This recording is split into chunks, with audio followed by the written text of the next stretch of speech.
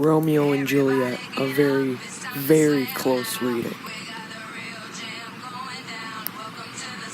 My lines were Act 5, Scene 1, lines 35 through 60. No matter, get thee gone, and hire those horses. I will be with thee straight. Balthasar exits. Well, Juliet, I will lie with thee tonight. Let's see for means, O mischief, thou art swift, to enter the thoughts of a desperate man. I do remember apocryphy, and hereabouts he dwells, which late I noted, in tattered weeds, with overwhelming brows, calling of the simples.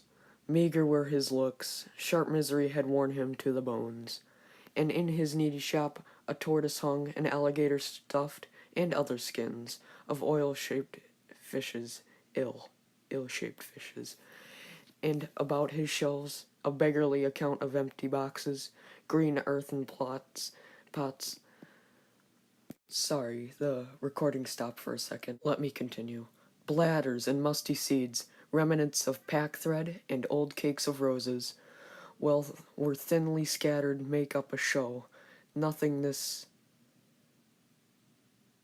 poetry to myself, I said.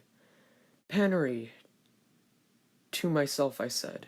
Sorry, the record button was covering half of the frickin' page. Next page. And if a man did need a poison now, whose sale is present death in Mantua, here lives a caitiff wretch would sell it him. Oh, this same thought did but forerun my need, and this same needy man must sell it me. As I remember, this should be the house. Being holiday, the beggar's shop is shut. What ho, apothecary! And now for some context. In this part of the tragedy, which is the falling action, Shakespeare explains that Romeo, one part of this pair of star-crossed lovers from different families that are not allowed to be with each other due to their families feuding with each other, and is sick of his friends and how they have treated him. He says this after finding out that Juliet, the second part of the pair of star-crossed lovers, is dead, but she's not really dead.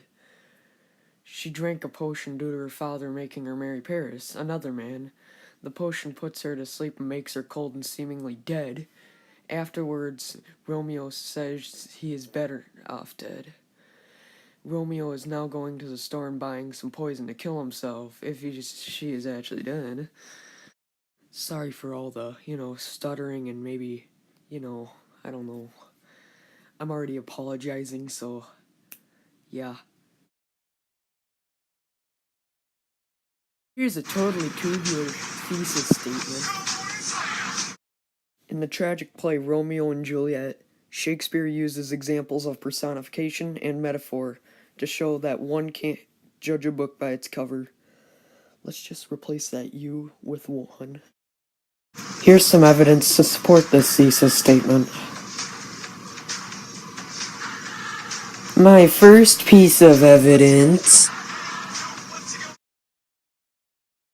Shakespeare uses metaphors to emphasize that one can't judge a book by its cover. Romeo, before entering the shop, says, "Here lives a caitiff wench would sell it him." Basically, Romeo is saying that a cowardly wench, which is a metaphor for a cowardly old man, who runs the shop that he is outside of.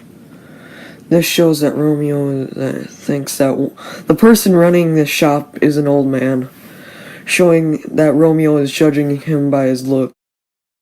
I'm just apologizing for how long this is. I'm sorry to all you guys that are just sitting there thinking, can it just be over already?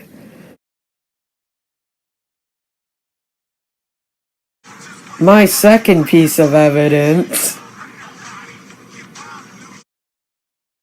Shakespeare uses a metaphor to explain you can't judge a book by its cover.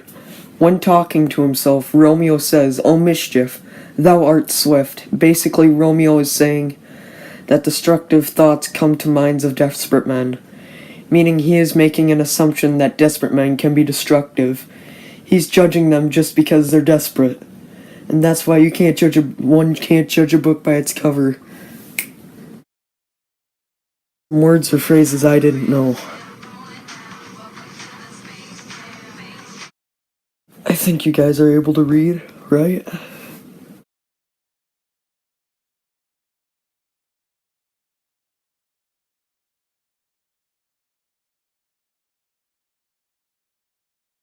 Sorry for the monstrosity I created.